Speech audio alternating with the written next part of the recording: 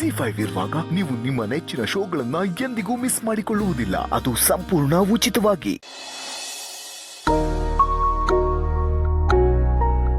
ನೋಡು, ಇದೇ ಕೊನೆ. ಇನ್ ಮುಂದೆ ಯಾವತ್ತೂ ನೀನು ಈ ಮನೆ ಬಿಟ್ಟು ಹೋಗ್ತೀನಿ ಅಂತ ಹೇಳ್ಬಾರ್ದು. ಈ ಮನೆಯವರೇ ನಿನ್ನ ಆಚೆ ತಳ್ಳೋವರೆಗೂ ನೀನ್ ಇಲ್ಲೇ ಇರ್ಬೇಕು. ಅದು ದೀಪಿಕಾ, ನೀನ್ ಯಾಕೆ ಮನೆ ಬಿಟ್ಟು ಹೋಗ್ತಿದ್ಯಾ ಅಂತ ನನಗೆ ಚೆನ್ನಾಗಿ ಗೊತ್ತು. ಅದು ನಿನ್ ಮನೆ ಬಿಟ್ಟು ಹೋದ್ರೆ ಮನೆಯವರೆಲ್ಲ ನನ್ನ ಮೇಲೆ ಗೂಬೆ ಕೂರಿಸ್ತಾರೆ, ನನ್ನೇ ಬೈತಾರೆ.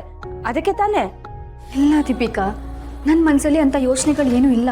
ಅಂತ ಯೋಚನೆಗಳು ಇಲ್ಲ ಅಂದಮೇಲೆ ಮನೆ ಬಿಟ್ಟು ಹೋಗ್ಬೇಡ ಅಷ್ಟೇ. ಈ ಮನೆಯಲ್ಲೇ ಬಿದ್ದಿರು, ಕಷ್ಟನೋ ಸುಖನೋ ಇಲ್ಲಿದ್ದೆ ಅನ್ಭೋಸು. ನನ್ನ ತಂಗಿ ಈ ಮಾತುಗಳನ್ನ ಕೋಪದಲ್ಲಿ ಹೇಳ್ತಿರೋದಲ್ಲ, ಪ್ರೀತಿಯಿಂದ ಹೇಳ್ತಿರೋದು ಅಂತ ನನ್ನ ಮನಸ್ಸಿಗೆ ಅನಿಸ್ತಿದೆ. ನಿಜವಾಗ್ಲೂ ನನ್ನ ತಂಗಿ ನನ್ನ ಬಗ್ಗೆ ಕಾಳಜಿಯಿಂದ ಮಾತಾಡ್ತಿದ್ದಾಳ. ನನಗೆ ಯಾಕೆ ಹೀಗೆ ಅನಿಸ್ತಿದೆ? ಹೇಳಿದ್ದು ಅರ್ಥ ಆಯ್ತು ತಾನೆ. ಮತ್ತೆ ಏನಾದರೂ ಮನೆ ಬಿಟ್ಟು ಹೋಗ್ತೀನಿ ಅಂತ ಯೋಚನೆ ಮಾಡಿದ್ರೆ ನಾನಂತೂ ಸುಮ್ಮನೆ ಇರಲ್ಲ. ಹೋಗಿ ಮಲ್ಕೋ.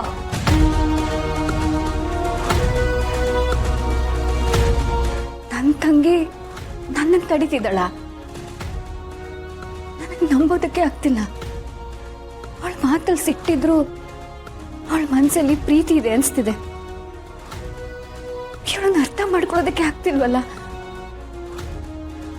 ಈಗ ನಾನೇನ್ ಮಾಡ್ಲಿ?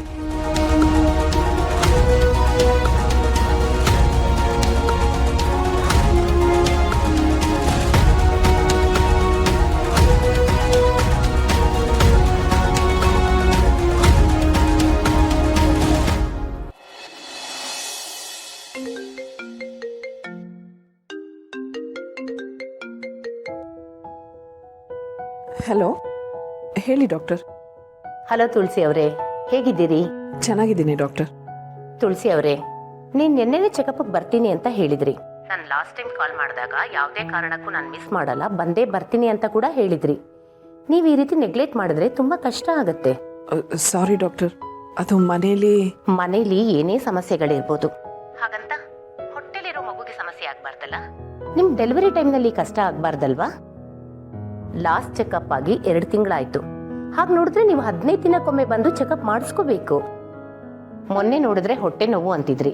ಸ್ಕ್ಯಾನಿಂಗ್ ಬಂದ್ ಹೋಗಿ ಅಂದ್ರೆ ಅದಕ್ಕೂ ಕೂಡ ಬರಲಿಲ್ಲ. ಇಲ್ಲ ಡಾಕ್ಟರ್, ನಾಳೆ ತಪ್ಪದೆ ಬರ್ತೀನಿ. ಓಕೆ ತುಳಸಿ ಅವರೇ, ನಾಳೆ ಅಪಾಯಿಂಟ್ಮೆಂಟ್ ಫಿಕ್ಸ್ ಮಾಡ್ಕೊಂಡಿರ್ತೀನಿ, ತಪ್ಪದೆ ಬನ್ನಿ. Thank you doctor.